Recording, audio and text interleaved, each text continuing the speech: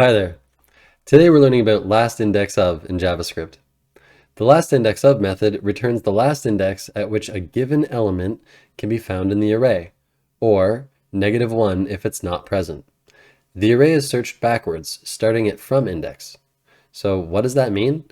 Well, it's going to search the array that you're calling it on for a given value, but instead of going forward through the array, it's going to start at the back or the end of the array and go towards the beginning of the array.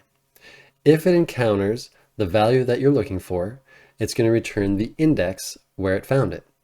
If it doesn't find the value in the array, it's just going to give you a -1 to let you know it didn't find it. So let's go to the console and see how that works.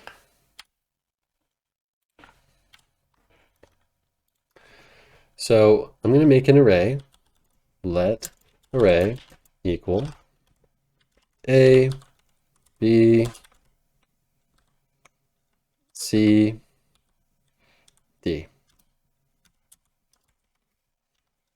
Just a very simple array. And so when I call array last index of, if we say A, the string A, we're going to get the index of 0, which is the first element in the array. Now, if I were to push an A onto the end of that array, we now have an array that looks like this. A, B, C, D, A. So if I call array.lastIndexOf and I say A, we're going to get 4 because 0, 1, 2, 3, 4. So that shows you that it's starting at the end of the array and working its way toward the beginning. One other thing to know about the lastIndexOf method is that you can set where to start in the array.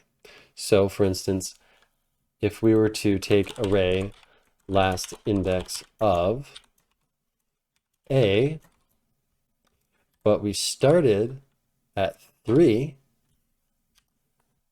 so instead of 4, we started at 3 and counted towards the beginning of the array, we can see that it would return 0 because the next instance of A, or the value we're looking for, is at the beginning of the array, or index 0.